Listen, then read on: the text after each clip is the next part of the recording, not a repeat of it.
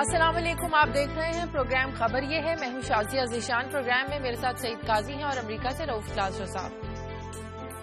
नाजरीन, एक तरफ डॉक्टर ताहिरुल कादरी का इनकलाब है जो सिविल नाफरमानी की तहरीक के साथ उठेगा, तो दूसरी तरफ इमरान खान का सुनामी मार्च जो बकौल उनके सब कुछ बहा कर ले जाएगा। उधर परवेज रशीद कहते हैं कि इनकलाब की जो नैया है ये डूब कर रहेगी। अब जरा सोचें कि इनकलाब डूबे या ना डूबे, अवाम जरूर डूब रही है। कुछ दिन पहले सीएनजी की कीमतें बढ़ी और अब ओगरा ने गैस की कीमतों में इजाफे की मंजूरी दे दी है। कहने का मतलब ये है कि जेबें काटने का तो लॉन्ग मार्च जारी है। तो फिर अवाम को क्या लेना देना कि चौधरी निसार माने ना माने, उनके तहफुजात क्या हैं। हम तो सिर्फ इतना जानते हैं कि अवाम के तहफुजात क्या हैं और वो क्या चाहते हैं इस मुल्क से। इस पर बात करेंगे। साथ ही बात करेंगे कि अमरीका जिसकी चाहे जासूसी करता है, वो फर्द वाहिद हो, कोई सियासी पार्टी हो या कोई मुल्क। अब अमेरिका ने पाकिस्तान पीपल्स पार्टी की जासूसी करना शुरू की है। अमेरिका से दफ्तर खारजा ने एहतजाज तो किया, लेकिन पीपल्स पार्टी इससे खुश नहीं। लेकिन अगर पीपल्स पार्टी इक़्तिदार में होती तो वो क्या करती। अभी चंद रोज पहले ही भारत में भारतीय जनता पार्टी की जासूसी पर भारत में अमरीकी सिफारतकार को तलब किया गया और बाकायदा ये खबरदार किया गया कि मुस्तकबिल में वो इन ऐसी कार्रवाइयों से बाज रहे। और ऐसी सूरत हाल में हमारा रवैया क्या होना चाहिए, हमें कैसा एहतजाज करना चाहिए, इस पर आज हम बात करेंगे और रोजाना की तरह कुछ और आम खबरें भी आपके साथ शेयर करेंगे। क्लासेस साहब के पास चलते हैं। जी क्लासेस साहब, आप पहले शेयर कर लें, कौन सी खबरें बताएंगे आप? जी शाजी, आपको याद होगा कुछ अर्सा पहले, मेरा ख्याल पिछले साल की बात है, हमने एक स्टोरी की थी कि जब नवाज शरीफ साहब की हुकूमत ने 500 बिलियन रुपीस का जो सर्कुलर डेट था ये आईपीपीस का, इन्होंने ये पेमेंट की थी और उसके बाद ऑडिटर जनरल पाकिस्तान ने इंक्वायरी हेड कर ली थी और बाकायदा लेटर लिखा था स्टेट बैंक को कि आप लोगों ने ये कैसे बरह रास्त अदायगी की है। एक प्रोसेस होता है, there is a method to madness के सारे बिल्स आने चाहिए थे कंट्रोलर जनरल पाकिस्तान के पास, उसके बाद काउंटर जनरल पाकिस्तान उसको रिलीज करते हैं, वो बिल बनाते हैं। ये कंसोलिडेटेड फंड से रिलीजेस होती हैं। आप लोगों ने 500 रुपए बगैर तहकीकात किए, बगैर बिल्स वेरीफाई किए, आपने कैसे कर दी? उस पर इंक्वायरी अभी चल रही है। तो उसका इन्होंने हल ये निकाला, इसाक डार साहब ने और इनकी टीम ने वजारत खजाना में बैठी हुई है और बड़ा शानदार हल है।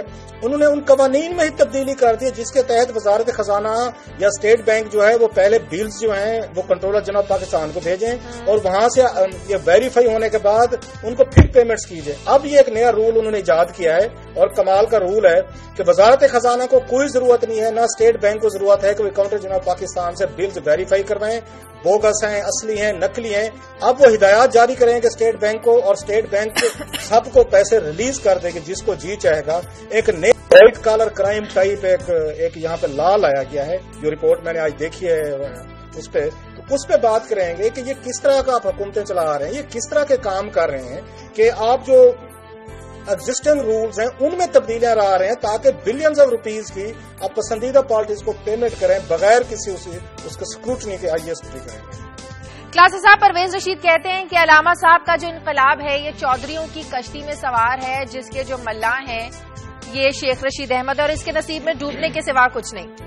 इनकलाब हो, सुनामी हो, आपको नहीं लगता कि अवाम जिस कर्ब से गुजर रहे हैं वो इस इनकलाब और सुनामी में शामिल होकर इस हुकूमत से अपनी नाराजगी का इजहार करेंगे और इनकलाब और सुनामी को मजबूत बनाएंगे? शाजिया, अगर इफ्स एंड बट्स होते हैं, आपको पता है कोई चीज डेफिनेट पॉलिटिक्स में नहीं की जा सकती कि सिचुएशन डेवलप होती रहती है, तब्दीलियां आती रहती हैं। हो सकता है जो आज के हालात हैं कल तक ये रात में ये 12 घंटे में तब्दीलियां हो जाएं, लेकिन अगर इमरान खान और ताहिरुल कादरी जो हैं वो इकट्ठे होते हैं और किसी एक कॉमन एजेंडे पे अगर वो एक दूसरे के करीब आते हैं, अभी जो उन दोनों के दरमियान जो एलिमेंट ऑफ ये मिसट्रस्ट बहुत है। ताहिरुल कादरी साहब को लगता है कि जी मेरा जो वोटर है, हो सकता है मैं तो वजीर आजम नहीं बन सकता, मैं शायद असेंबली की सीट भी नहीं जीत सकता, लेकिन हर हल्के में इनका कोई ना कोई वोटर और बड़ा कमिटेड वोटर इनका फैला हुआ है। वो समझते हैं कि शायद इमरान खान साहब वो चोरी करना चाहते हैं क्योंकि इमरान खान साहब वजीर आजम बनना चाहते हैं। अगर वो इत्तेहाद करेंगे तो कादरी साहब को कहेंगे आपने तो बनना नहीं है, लेकिन आपका एजेंडा हम फॉलो करेंगे। अपने आप फॉलोअर्स को कहें कि वो हमारे लिए कैंपेन भी करें, वो वोट भी दें हमें, इसलिए इमरान खान साहब को फायदा हो सकता है। इमरान खान साहब को यह खतरा है कि अगर ताहिरुल कादरी साहब के साथ मैं मिलता हूं और कादरी साहब आपको पता इंतहाई वो है, एक अच्छे ये खतीब भी हैं, गुफ्तगू भी करते हैं, बैकआउट्स भी करते हैं, यू टर्न भी लेते हैं, वो कंप्रोमाइजेस भी बड़ी जल्दी कर लेते हैं। तो इमरान खान साहब को यह खतरा है कि ये ना हो कल को कि मैं इनके साथ मिलूं और कल को आके ये मेरा जो जितना इनकलाब है या सुनामी है तो ताहिरुल कादरी साहब ने इसको हाईजैक कर लें। तो इसलिए दोनों के दरमियान मिसट्रस्ट चल रहा है। कभी करीब आते हैं, मुलाकात करते हैं, इनके एडवाइजर करते हैं, लाइन्स ऑफ कम्युनिकेशन ओपन करते हैं, लेकिन ابھی تک کسی مشترکہ ایجنڈے کی طرف یا ایک الائنس کی طرف نہیں جا رہے. اگر یہ قریب آتے ہیں, الائنس بنتا ہے, تو آپ کی بات بالکل ٹھیک ہے. نواز شریف صاحب کی حکومت اپنی انپاپولرٹی کی پیک پہ ہے. میں سمجھتا ہوں 1 سال میں کوئی ایسی حکومت نہیں دیکھی جتنی انپاپولر. جو آپ نے ابھی 2 باتیں بتائی ہیں کہ گیس کی قیمتیں بھی بڑھا دی ہیں, سی این جی کی قیمتیں بھی بڑھا دی. اپنے خرچے کام نہیں کیے, اپنے خرچے انہوں نے کم نہیں کیے, اپنے کھاتے انہوں نے بند نہیں کیے. اپنی مار دھاڑ دولت, یہ سیکورٹی کے لیے کتے, گاڑیاں, ادھر لیپ ٹاپ, انہی سیاستدانوں کے شگر ملے ہیں. کچھ دن پہلے چینی کی قیمت بھی 1 سے 1.5 روپیہ بڑھائی گئی ہے. ان لوگوں کو رمضان کا بھی خیال نہیں آیا کہ ایٹ لیسٹ رمضان کے مہینے کے گزرنے کا ہی انتظار کر لیتے. قاضی صاحب, یہ رمضان میں جو مہنگائی کی لہر ہے, یہ صورتحال جو پیدا ہو رہی ہے, اس سیاسی درجہ حرارت کو مزید نہیں بڑھائے گی؟ دیکھیں, اس میں نا بنیادی بات سمجھنے کی ہے. آپ زبانی طور پہ کہتے رہے کہ جناب ہم قیمتوں میں کنٹرول کر رہے ہیں, یہ کر رہے ہیں. پہلی بات تو یہ ہے کہ نہ ان کے پاس اختیار ہے, نہ اہلیت ہے, اور نہ ہی یہ نظام انہیں الاؤ کرتا ہے. اور دوسری بات یہ کہ قیمتوں میں اضافے کے جو بینیفیشری ہیں وہ ڈائریکٹلی لا میکنگ میں ہیں, وہ اس ملک کا نظم و نسق سنبھالے ہوئے ہیں, جو اس کے بینیفیشری ہیں. پہلی بات تو یہ کہ جب آپ نے ایک نظام اختیار کر لیتے ہیں آپ, اور اس نظام کے اختیار کرنے کے بعد آپ نے کہا جی کہ مارکیٹ فورسز ہیں. جب سی جے P chief justice Iftikhar Muhammad Chaudhry صاحب نے لیا اس پہ چینی کی قیمت, تو ان کا جناب یہ آپ کا تعلق ہی نہیں ہے, یہ ادھر سے مارکیٹ میں رسد ہے, یہ طلب ہے اور یہ کام ہے. اور ساتھ ہمیں یہ کہانی سنائی گئی کہ یہ ریگولیٹر ہوگا. اب ریگولیٹر فارغ ہے, کہیں بھی نہیں ہے, وہ جا کے دیکھ لیں کدھر ہے مجسٹریٹ. تو معاملہ یہ ہے کہ پہلی بات تو یہ ہے کہ یہ جو پوری بساط بچھی ہوئی ہے, یہ بساط ایک کاروبار ہے, ایک پروفٹ کا ایک معاملہ ہے. ٹھیک ہے, اور اب اس پہ بڑے سوالات جہاں ہی نہیں پوری دنیا میں اٹھنے شروع ہو گئے. اب ہم یہ نہ کہیں کہ آپ بڑا غلط کر رہے ہیں. بھائی وہ اس نظام کے تحت یہی کر سکتے ہیں اور یہی ہو رہا ہے. تو یا تو پھر اس میں, اور پھر بنیادی طور پہ جو کل بھی ہم نے بات کی تھی, جو ابھی پیپلز پارٹی بھی آ کے بات کریں گے, کہ جب نظریاتی سیاست کا کیا مطلب تھا, جس پہ آپ لوگ بدک جاتے ہیں, ہمیں کہتے ہیں شاید ہم بیمار لوگ ہیں, شاید ہم آبسیسڈ ہیں. اس کا مطلب کیا تھا کہ اگر سیاست کا تعلق 180 ملین یا 200 ملین یا جو بندے ہم نے گننے چھوڑ دیے ہیں, اب آپ اندازہ لگائیں کہ ہم نے اب اپنے لوگوں کو کاؤنٹ کرنا بند کر دیا. ہم سینسس کیوں ہوتا تھا؟ اس لیے ہوتا تھا پتا چل سکے آپ کے پاس کتنے, آپ کو اگلے 2 سالوں میں سڑکیں کتنی چاہیے, اسکول کتنے کر سکتے ہیں آپ, وہی بند کر دیا. تو اب یہ معاملہ جو ہے یہ کنٹرول میں نہیں ہے. اس میں اخباروں کی سرخیوں میں قیمت کنٹرول ہو جائے گی, شاید خبرناموں میں بھی ہو جائے, لیکن زمین پہ کبھی نہیں ہوئی. یہی ہم نے دیکھا, اور اوپر یہ لڑائی چلتی رہے گی. صحیح. مجھے بریک لینی ہے, بریک کے بعد واپس آ کر بات کریں گے کہ مجسٹری نظام کو کم از کم رمضان کے مہینے میں لاگو کر کے ذخیرہ دوزی اور گرا فروشی کو روکا نہیں جا سکتا صرف 1 مہینے کے لیے. اس پر بات کریں گے ایک بریک کے بعد.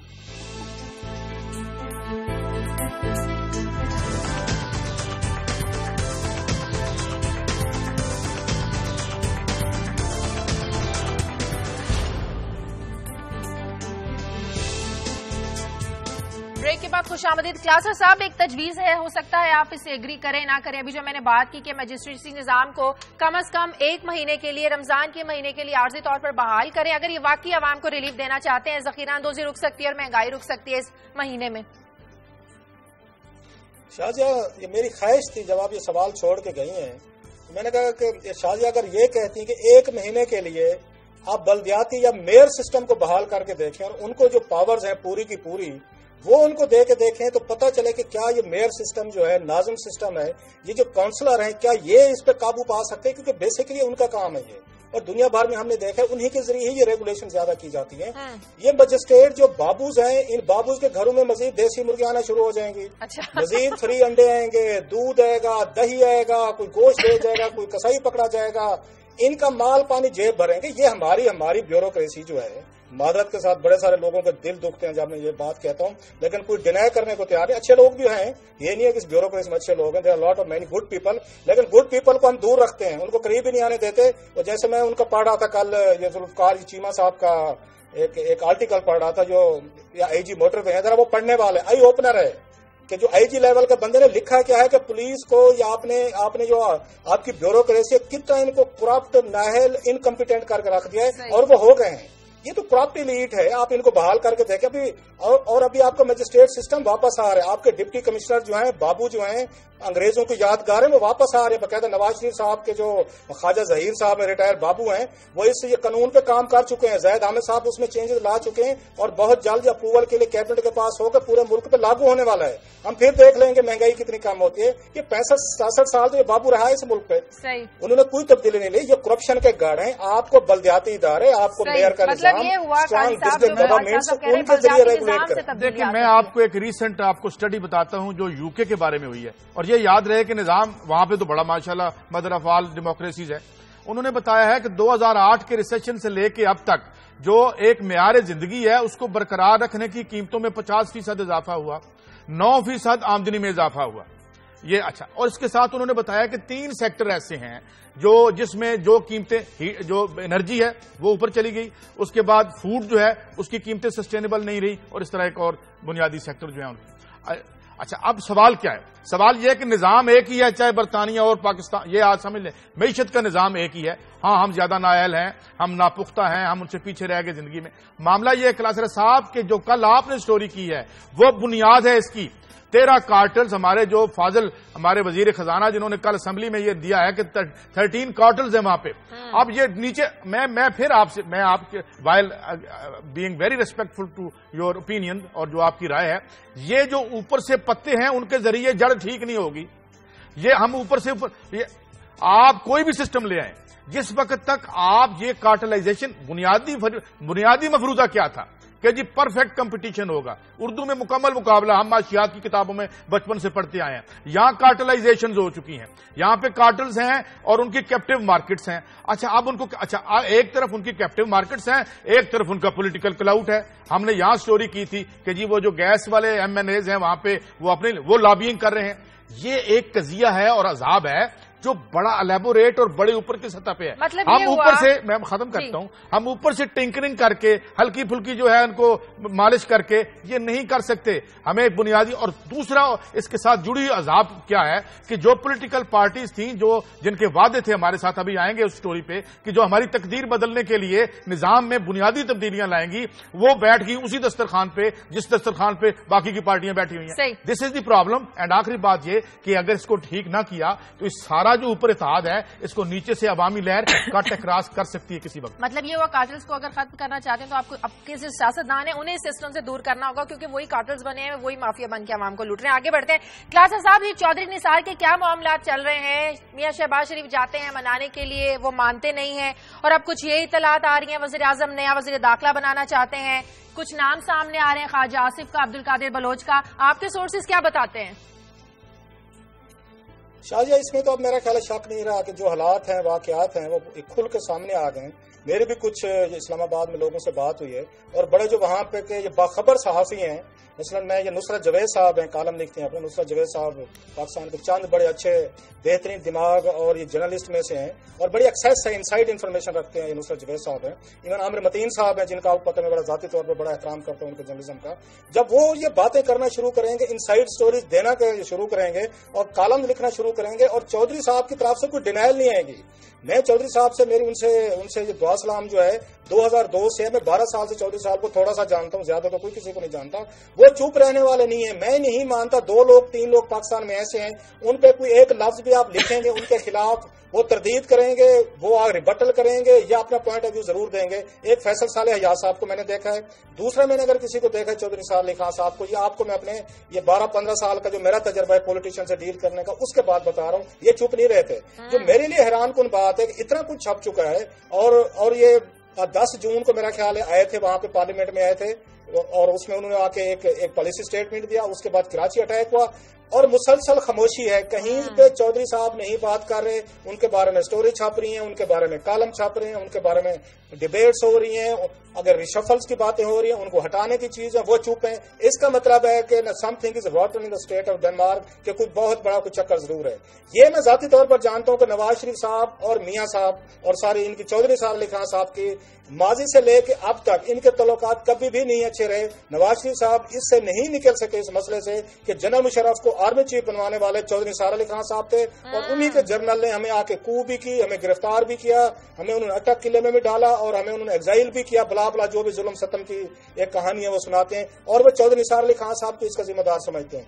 इनका इंटीरियर मिनिस्टर बनना ये शहबाज शरीफ साहब की वजह से था, उनके साथ बड़ी अच्छी दोस्ती है। और ये मैं टीवी पे कह रहा हूं, अगर कोई डिनाई करना चाहता है कि इवन मिसेज नवाज शरीफ साहबा जो है, कलसूम नवाज शरीफ साहबा, उनके और चौधरी साहब की बोलचाल तक नहीं है। वो ये समझती थी कि ये मुशर्रफ साहब के साथ मिले हुए हैं और कू के बाद वो ये सब लोग वहां कलेमे के कैद थे और चौधरी साहब अपने घर पे कैद थे। चौधरी साहब अपनी लंबी शिकायतें हैं, अगर उनसे बात की जाए तो उन्हें नवाज शरीफ साहब के खिलाफ एक लंबी लिस्ट है शिकायतों की और उसमें भी वजन हो सकता है, इसलिए मामलात काफी बिगड़े हुए हैं। और तो नवाज इसमें भी शरीफ कोई साहब हकीकत है कि फॉरवर्ड ब्लॉग बनाया जा रहा है अरकान हम ख्याल अरकान असम्बली से मिलकर, ऐसी भी कोई इत्तलात है कि मुबैना तौर पर बना रहे हैं चौधरी निसार कोई फॉरवर्ड ब्लॉग? एक आपको बड़ी इंटरेस्टिंग बात बताओ, मैं नहीं बाई करता, कोई फॉरवर्ड ब्लॉक नहीं बनेगा वहां पे। अगर बनेगा तो कुछ अरसे बाद बनेगा और कुछ और हल्कों की सपोर्ट से बनेगा तो बनेगा। चौधरी साहब का मुझे याद है, बड़ा इंटरेस्टिंग आपको छोटा सा वाकया सुनाऊं कि जब यहाँ पे नवाज शरीफ साहब वो जद्दा चले गए थे डील करके, यहाँ से पाकिस्तान छोड़ गए थे, तो उस वक्त इन्होंने पार्लिमानी लीडर था या पोजीशन लीडर आप कह लें, वो इन्होंने चौधरी निसार अली खान साहब को बनाया, जावेद हाशमी साहब को नहीं बनाया था। उस पर बड़ी चेयर में गोया हुई कि जावेद हाशमी साहब को क्यों नहीं बनाया जा रहा, आपने इनको चौधरी निसार अली खान साहब को क्यों बनाया। तो जो बात अंदर की निकली वो उनकी तरफ से ये कहा गया कि मियां साहब ये समझते हैं कि चौधरी साहब इतने रूड पॉलिटिशियन है, बड़ा सख्त मिजाज है, रूड है, किसी से सीधे मुंह बात नहीं करते, किसी को सही तरीके से हाथ नहीं मिलाते, किसी को एक अच्छी स्माइल के साथ नहीं मिलते एमएनएस को या अपनी पार्टी के लोगों को, कि वो उनकी अदम मौजूदगी में कोई बगावत नहीं कर सकेंगे, पार्टी पे कब्जा नहीं कर सकेंगे। अगर जावेद हाशमी साहब बनते हैं, पोजीशन लीडर बनते हैं, तो उनका अखलाक अच्छा है, वो लोग उसे मिलनसार हैं, उनकी क्रेडिबिलिटी उन दिनों में बड़ी अच्छी थी, जनरल मुशर्रफ दौर की जेलें भुगती, बला बला लंबी कहानी। इसलिए उन्होंने कहा जी कि मुझे चौधरी साहब से कोई खतरा नहीं है। चौधरी साहब अपने एमएनएज में पॉपुलर नहीं है, ये जहन में रखें, इस बात पॉपुलर वजीर, वो बड़े सख्त वजीर हैं और दूर रखते हैं लोगों को, फासले पे रखते हैं वो। साहब ये इमेज तो है, मेरा तो नुक्ता नजर ये है, चौधरी निसार अली खान साहब हों, कुछ अर्सा पहले पीपल्स पार्टी के रहमान मलिक साहब थे, हमारी जिंदगियों पे इसका क्या असर पड़ा। अब ऐसे तो ये जरूरी है, जिस तरह हम शेक्सपियरियन ड्रामे में देखते हैं कि हीरो जो है वो शहजादा ही होता है। आज मुझे किसी ने एक मैसेज भेजा और मैसेज उसने मुझे ये भेजा कि जी हम कहते हैं कि मोहब्बत में पैसा नहीं होता, तो हम हमेशा ये क्यों कहते हैं कि वो एक शहजादा उसको लेने आ गया, उसको मोची क्यों नहीं लेने आया। तो अब यहां तक इस मोची की बात है कि खिलाफरा साहब, उसकी जिंदगी में कोई फर्क नहीं पड़ता कि वो प्राइम मिनिस्टर साहब की जो मोहतरमा उनकी बीवी है वो स्पीकिंग टर्म्स में है या नहीं है। उसकी जिंदगी पे फर्क ये पड़ता है कि क्या गोलियों में टारगेट किलिंग में कमी आई नहीं आई, क्या वो अमन अमान से घर से निकल सकता है या नहीं निकल सकता, क्या वो चोरी और डकैती और जिसका इनका आईनी फर्ज है वो हमें दे सकते हैं या नहीं दे सकते। हम अगर इनकी जाती लड़ाइयों में उलझे ये लड़ते रहें, ये कलमी दोस्ती कर लें, ये मोहब्बत कर लें, मगर मामला ये है कि ये हमारे लिए क्या करेंगे। अगर ये हमारे लिए कुछ नहीं कर रहे तो ना इनकी दोस्ती का हमें कोई फायदा है ना इनकी दुश्मनी का हमें कोई फायदा। जी खिलाफर साहब क्या कह रहे हैं? एक छोटा सा और मुझे वाकया याद आ रहा है, हारसत मौत सुना रहा हूँ। एक नवाज लीग के सरकर्दा लीडर जो है उन्होंने अमेरिकन एम्बेसडर को खाने पे इनवाइट किया और वो मियां नवाज शरीफ साहब के पास गए कि सर अगर आप कोई मुझे रिकमेंड करें कि कुछ लोगों को आपका ख्याल है मुझे बुलाना चाहिए तो मुझे कुछ नाम बताएं। ये हारसत मौत बता रहा हूँ। तो मियां साहब ने उनको 10 के करीब नाम बताया कि फलां फलां को भी बुला लें अगर आप अमेरिकन सफीर को बुला रहे हैं। तो वो जो उनके सरकर्दा उनके रहनुमा थे नवाज लीग के, उन्होंने हैरानी से आखिर पे कहा कि सर आपने चौधरी निसार अली खान साहब का मुझे नाम नहीं कहा इसमें। तो मियां साहब ने हंसते हुए कहा कि क्यों अपनी अब शाम खराब करना चाहते हैं। सो यहाँ से देख लें कि मियां साहब की और चौधरी निसार अली खान साहब की किस तरह की है, किस तरह का लव एंड हेट रिलेशनशिप है कि उन्होंने कहा क्यों आप अपनी शाम खराब करना चाहते हैं, जो 10 नाम दे रहे हैं उन्हीं को बुला रहे हैं, चौधरी साहब को रहने दें। तो इससे तो ये लगता है कि मामलात मजीद बिगड़ेंगे, सुलझते हुए नजर नहीं आ रहे। हम आगे बढ़ते हैं, बिगड़ेंगे इनके। हाँ बिल्कुल आगे बढ़ते हैं। पाकिस्तान पीपल्स पार्टी की जासूसी एनएसए ने की। याद रहे कि एनएसए को 193 ममालिक और तंजीमों की जासूसी की इजाजत दी गई है, जिनमें भारत के साथ नाज़रीन पाकिस्तान भी शामिल है। और जिन सियासी जमातों की जासूसी की इजाजत दी गई है उनमें बीजेपी, मिस्र की इख्वानुल मुस्लिमीन और पाकिस्तान पीपल्स पार्टी शामिल है। काई साहब, पाकिस्तान ने एहतजाज तो किया लेकिन भारत ने अमरीकी सफीर को बुलाकर एहतजाज किया, बहुत ज्यादा गुस्से का इजहार किया। हमारा रवैया क्या होना चाहिए? मेरा भी रवैया इसी हवाले से वही है जो पहले था। पहली बात तो ये कि बीजेपी और पीपल्स पार्टी की जिंदगी में राज कौन सा रह गया। देखें, अगर आप कोल्ड वार की बात करें तो दुनिया एक डिवाइडेड थी, कोई एक और कहानी थी, लड़ाइयां थी, कब्जे की लड़ाई थी। آج کیا ہے؟ Now they are following on each other to follow their directions. یہ ان کے احکامات ماننے کے لیے ان کی دوڑ لگی ہوتی ہے آپس میں. ان کی انٹروینشن اس حد تک آ گئی ہے کہ وہ آپ کے الیکٹرل سسٹم میں آ گئے ہیں. ابھی الزام لگایا ہے اپنا عمران خان صاحب نے کہ ان کے 6 جو تھے اس ریگنگ میں ان امریکہ کے انہوں نے انکار کیا یو ایس ایڈ والوں یا جو بھی امریکی یہاں پہ سیٹ اپ ہے تو وہ اس حد تک تو آپ کی زندگی میں آ گئے ہیں. معیشت آپ کی وہ کنٹرول کرتے ہیں. آج تک آپ نے ان کو کبھی ڈیفائی نہیں کیا. آپ کے تمام جتنی پولیٹیکل ایلیٹ ہے آج بھی یہی سمجھتی ہے کہ جناب یہ جو پاور میں آنے کے رستے ہیں وہ واشنگٹن ڈی سی یا جو وائٹ ہاؤس ہے اس سے آتے ہیں. ہاں ایک جگہ آ کے نزاع ہوتا ہے کہ جو ہماری اسٹیبلشمنٹ ہے وہ ایک حد تک تو وہ برداشت کرتی ہے سب سروینس اپنی تاریخی پلیسمنٹ کی وجہ سے یا دنیا میں اپنی پلیسمنٹ کی وجہ سے. لیکن مجھے یہ سمجھ نہیں آتی کہ بی جے پی کے نریندرا مودی کو مال دے رہی ہے ساری کی ساری وہ ملٹی نیشنل کمپنیاں جو وہاں پہ صدر اوباما کا فنڈ کرتی ہیں اور اسے صدر بنواتی ہیں, اور یہاں پہ یہ اس کی جاسوسی. اب ہوتا کیا ہے؟ آج بڑا اچھا کالم چھپا ہے اس کا سائمن جینکن کا گارجین میں. وہ کہتا ہے یہ خوف کے سوداگر ہیں. یہ جتنی ایجنسیز ہیں دنیا میں یہ خوف بیچتی ہیں اور یہ ہونے والا ہے وہ کیونکہ ان کے اتنے بڑے ان کے بجٹ ہیں کہ ان کو سسٹین کرنے کے لیے یہ خوف کا کاروبار کرتے ہیں. اور یہ خوف جو ہے کلاسرا صاحب اس کو زندہ رکھنے کے لیے پھر ہم جب آپ سٹوریاں دیتے ہیں کہ جناب یہاں پہ ملٹری یہاں پہ جو آؤٹ فٹس بریک لیتے ہیں ناظرین. بریک کے بعد واپس آئیں گے. بریک کے بعد کلاس صاحب آپ کا بھی اس پر ٹیک لوں گی. ٹیک اے بریک.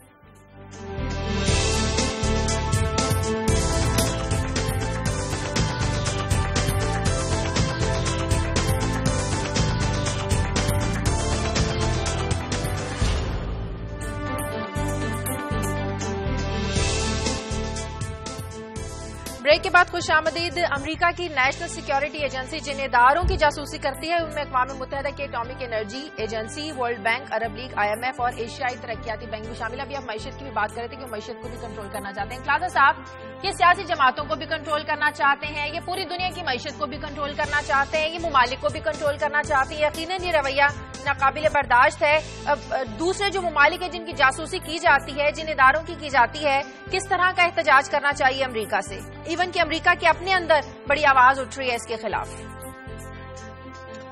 شاہجہ یہ زیادہ تر اس طرح کا جو کلچر آیا ہے یہ 9/11 کے بعد شروع ہوا. اس کے بعد جہاں پہ ایون آپ امریکہ میں جیسے آپ نے خود کہا یہاں پہ بہت ساری شخصی ان کی آزادیاں تھیں اور امریکہ کو انتہائی لبرل اور اس حوالے سے ہیومن رائٹس کے حوالے سے یا آزادیوں کے حوالے سے دنیا کے بہت اچھے ممالک میں اس کا شمار کیا جاتا تھا. لیکن 9/11 کے بعد ان میں ایک آپ کہہ سکتے ہیں ایک غصہ آیا ہے, ریئیکشن آیا ہے, جنگیں لڑی ہیں, بمبنگ کی ہے, بلا ایک لمبی کہانی ہے, سب کو پتہ انہوں نے کیا کیا ہے.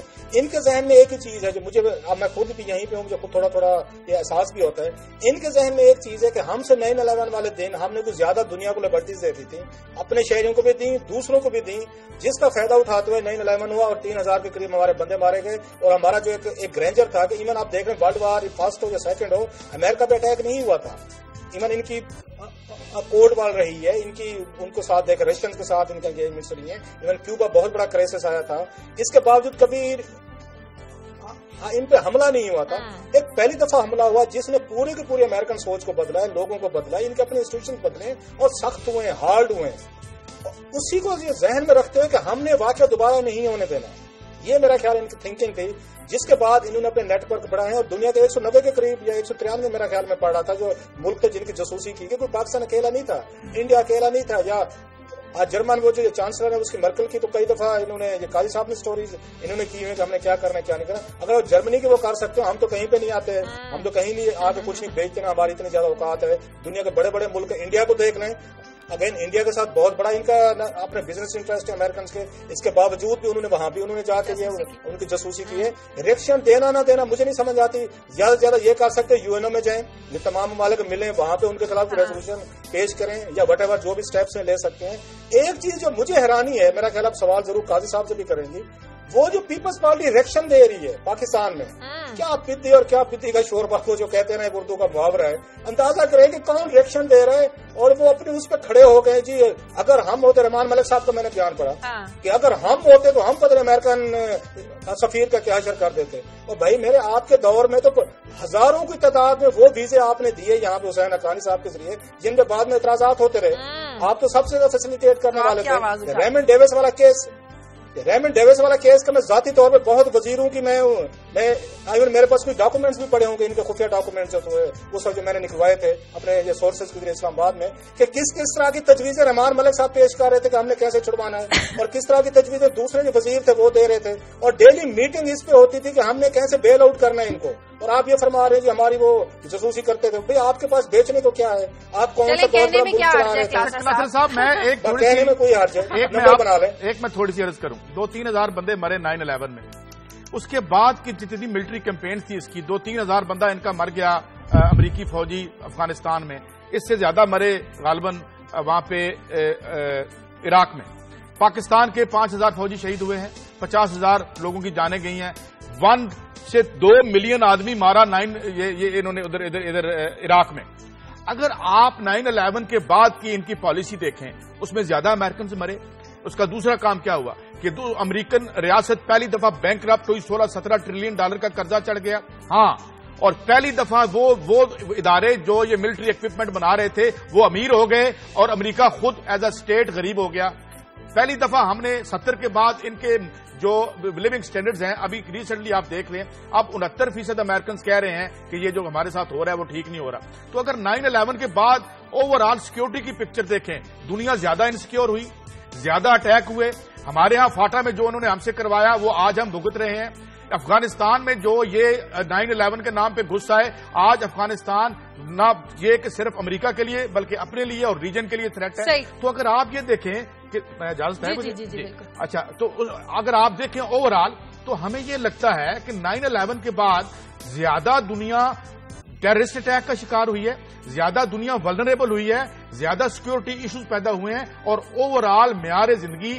اس میں آپ کی اسی بات کا جواب دینے لگی جو باتیں آپ نے کی ہے سب ایک طرف لیکن کلاسا صاحب اس سب کے باوجود امریکہ میں 9/11 جیسا دوبارہ ایسا کوئی واقعہ نہیں ہوا میں قاضی صاحب کو یہ کہنے والا تھا قاضی صاحب کی باتیں ٹھیک ہے ساری میں اگری کرتا ہوں کہ یہ وہی بات ہے کہ شکر آنکھ بچ گئی ہے جو آپ نے کہا تھا نا کہ بندہ مر گیا ہے شکر آنکھ بچ گئی ہے ماشاءاللہ ویری گڈ آپ نے ٹھیک کہا تو ساری بات میں اتفاق کرتا ہوں دنیا انسیکیور ہوئی ہے ٹیررزم بڑھا ہے یہاں تو نہیں بڑھا نا اور وہ جو امریکی یہاں 4,000 مرے تھے وہ کانے کاچے میں پیدا ہوئے تھے وہ امریکی جو امریکہ کے پاکستان میں مرے ہیں یا سوری افغانستان میں مرے ہیں یا عراق میں مرے ہیں دیور بارن امریکن نیشنل اور غریبوں کے بچے تھے قاضی صاحب اگلی بات لاسٹلی یا تو ان کا امریکنز کا کچھ جرنل جو ہے وہ ہمارے جنرل کیانی صاحب جیسا ہوتا ہے جو آخری لمحے پہ آپریشن کا فیصلہ کر کے پیچھے ہٹ جاتا کہ نہیں یار کہ میں نے نہیں کرنا نہیں تو میرے اوپر تنقید ہوگی اب بدقسمتی سے امریکن کا جنرل کو ہمارے جنرل کیانی صاحب جیسا تھا نہیں انہوں نے کہا جی ہمارے اوپر اٹیک ہوا ہے اب یا ہم نے جنگ یہاں لڑنی ہے یا ہم نے جنگ جا کے افغانستان یا دوسرے ملکوں میں لڑنی ہے تو ان کے جرنیلوں نے یہ فیصلہ کیا کہ ہم جنگ وہیں جا کے لڑیں گے ہمارا 3,000 بندہ مرنا ہے اس کے بدلے ہمیں 20 لاکھ بندہ مارنا پڑے 10 لاکھ مارنا پڑے ہم تو جائیں گے تو ان کی اپروچ یہ تھی ہماری اپروچ یہ تھی 2010 میں کہ نہیں یار ہمارے بندے مار رہے ہیں ہمارے فوجی مار رہے ہیں خیر ہے مرنے دو ہم نے ان کے پیچھے ہارڈ پرسوٹ نہیں کرنی یہ میرا خیال ہے ڈفرنس کر سکتے ہیں شکر کریں آنکھ بچ گئی ہے مجھے بریک لینی ہے آنکھ بچ گئی پروگرام میں وقت ایک بریک کا بریک کے بعد واپس آؤ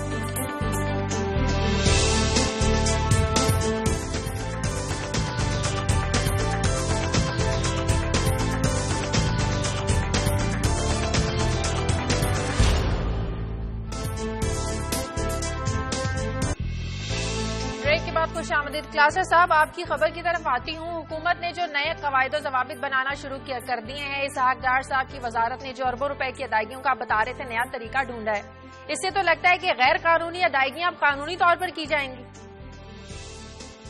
شاہجہاں یہ وہی میں یہ رپورٹ آج دیکھ رہا تھا جس پہ یہ سٹوری ڈیولپ کی ہے کہ انٹرسٹنگلی کہ پیپلز پارٹی جو ہے ان کے بارے میں ہمیشہ کہتے ہیں پیٹی تھیوز والا کام کرتے چھوٹے موٹے چوریاں کر لیں ٹرانسفر پوسٹنگ میں خیر بڑا ہاتھ مار لیا ان کے مخدوم امین فہیم صاحب کی طرح تو 4 کروڑ روپے کما لیے لیکن بڑے بڑے بھی اس میں تھے جنہوں نے بہت بڑے بڑے ہاتھ مارے ڈاکٹر عاصم حسین نے انتہائی فلدی ریچ ہیں اللہ کے فضل سے بڑا ان پہ کرم ہوا انہوں نے کئی وزارتوں کو چلایا کئی مال کمائے لیکن وہ پکڑے جاتے تھے اوپن ہو جاتے تھے چاہے گیلانی صاحب پہ بات ہوئی راجہ پرویز اشرف صاحب پہ ہوئی زرداری صاحب پہ اور بڑے ایک لمبی کہانی ہے انہوں نے جو طریقہ واردات نکالا وہ بڑا انوکھا ہے جو یہ اسحاق ڈار صاحب جو ان کی وزارت خزانہ یہ نکال رہی ہے، جس کو عام آدمی نہ سمجھ سکتا ہے نہ پکڑ سکتا ہے. یہ طریقہ واردات ذرا ملاحظہ فرمائیں کہ جیسے میں نے انٹرو میں بتایا تھا کہ لاسٹ ایئر ہم نے اسٹوری کی تھی کہ 500 ارب روپیہ جو انہوں نے آئی پی پیز کو پیمنٹ کی تھی سرکولر ڈیٹ کے حوالے سے، اس کا پروسیجر یہ تھا کہ یہ پہلے بھیجتے کاؤنٹر جنرل پاکستان کو جاتا یا وہاں پہ کنٹرول جنرل پاکستان کے پاس، وہاں سے بلز ویریفائی ہوتے، اس کی باقاعدہ وہ چیکنگ کرتے، ویریفائی کرنے کے بعد وہ بھیجتے اسٹیٹ بینک آف پاکستان کو کہ جناب ان کے اتنے بلز ہیں، ہم نے ویریفائی کر لیے، بلز ٹھیک ہیں، اتنی اماؤنٹ آپ ہمارے اس پہ یہ پلیس کریں ڈسپوزل پہ. وہ چیک بناتے ان کمپنیز کو ملتا جن کو سرکولر ڈیٹ میں گیا. یہ پروسیجر تھا، یہ لا تھا جس کو ویلیٹ کیا، اور آڈیٹر جنرل پاکستان اختر بلند رانا نے اس پہ انکوائری کی، سوال بھیجا اسٹیٹ بینکوں کا آپ لوگوں نے کیسے کیا ہے، جس پہ پوری حکومت ناراض ہوگی اور پبلک اکاؤنٹس کمیٹی ان کے خلاف ان باتوں پہ تحقیقات کر رہی ہے، اور باقاعدہ ریفرنس بھیجا جا رہا ہے سپریم کورٹ کو کہ جناب کے رانا صاحب جو ہیں بلند اختر رانا صاحب جو اختر بلند رانا صاحب سوری، انہوں نے اپنی تنخواہ بڑھا لی 30-40 ہزار روپے، یہ بہت بڑا جرم ہو گیا تو ان کو ڈسمس کریں. اصل اب انہوں نے کیا کام کیا ہے اسحاق ڈار صاحب نے، انہوں نے کہا جناب کہ یہ تو روز روز کا یہ رولا پڑے گا، ڈیٹر جناب پاکستان پھر یہ انکوائری کر دے گا اگر ہم کسی کو بل دیں گے، پیسے دیں گے، پارٹیز کو اپنے بزنس مین ہیں اور یہاں بڑے بڑے ہم نے مال کھاپے آگے پیچھے کرنے ہیں، ہم نے ادائیگیاں کرنی ہیں.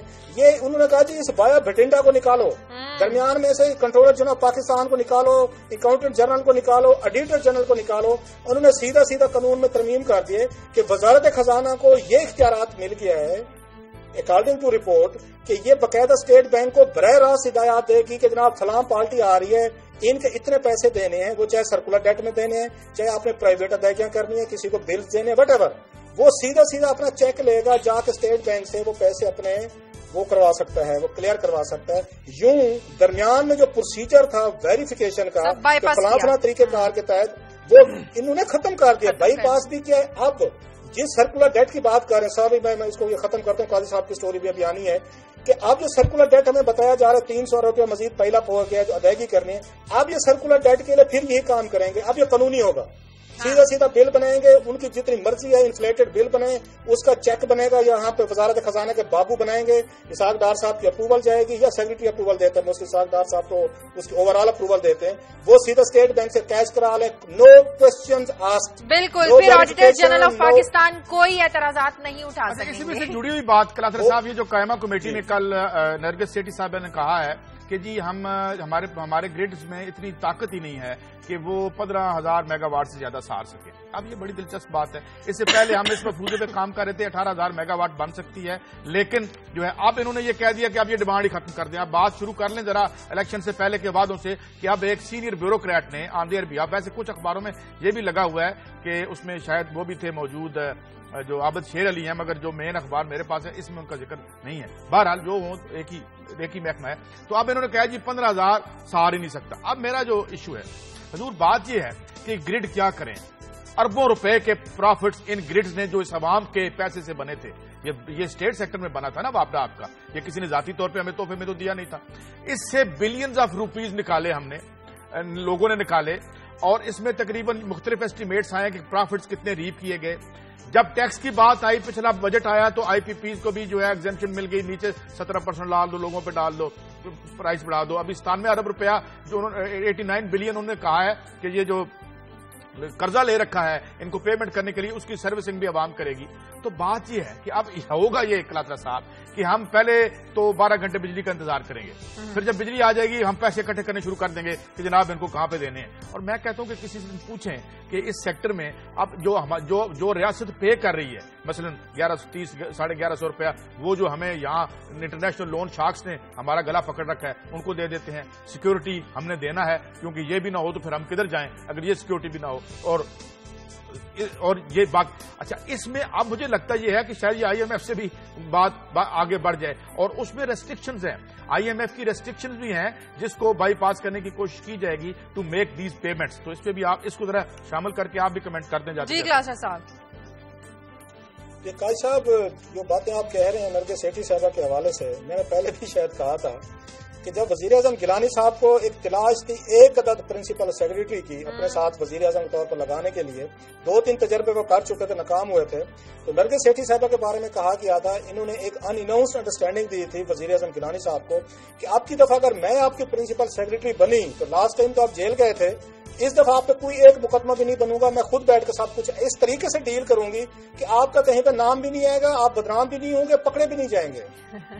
تو نرگس سیٹھی صاحبہ تو دوبارہ بہت بڑی وہ لاگی ہیں، یہ فیڈرل سیکرٹری لاگی ہیں، لیکن جو ان گیلانی گریڈ صاحب کو کے ساتھ اپ گریڈ اشارہ ہو کرنے رہا کے ہے۔ ان کے پاس پیسے نہیں تھے، we have paid billions of dollars to یہ اندھیرے خریدنے میں، اس کو ہم نے اپ گریڈ نہیں کیا، اور آج اس کا مطلب یہ ہے کہ آج سے ہم بجلی کا مطالبہ بند کر دیں۔ سر خواجہ آصف صاحب نے 5 سال کا کہا تھا، اب ہم اگلی حکومت سے پوچھیں گے، اگر اگلی کوئی نئی حکومت الیکٹ ہو کے آتی ہے کہ جی آپ کتنی دہائیوں کا ہمیں ایسٹیمیٹ دے رہے ہیں، اور اس کے جواب میں ہم نے کتنے بلین آپ کو اپنے خون پسینے سے دینے۔ اصل چیز آپ نے پروگرام کے شروع میں شازیہ نے آپ سے کہی تھی، جس ملک میں سینسس نہیں ہوتی، اور پچھلے کئی سالوں سے نہیں ہوئی، 98 میں ہوئی تھی، اور اب میں نے ایک سٹوری اس پہ کی ہوئی ہے کہ قومی اسمبلی میں رپورٹ پیش کی گئی تھی کہ ڈسکریشنری پاورز ہیں یا وزیر اعظم پاکستان کی کہ وہ سینسس کریں یا نہ کریں، یہ ثوابدیدی اختیار بانی کے۔ کبھی آپ نے سنا تھا کسی ملک میں کہ وہاں پہ ثوابدیدی اختیار ہے اور وزیر اعظم صاحب کی مرضی ہے کہ آج آرڈر کریں کہ کرنی ہے، اب کریں نہیں کرنی۔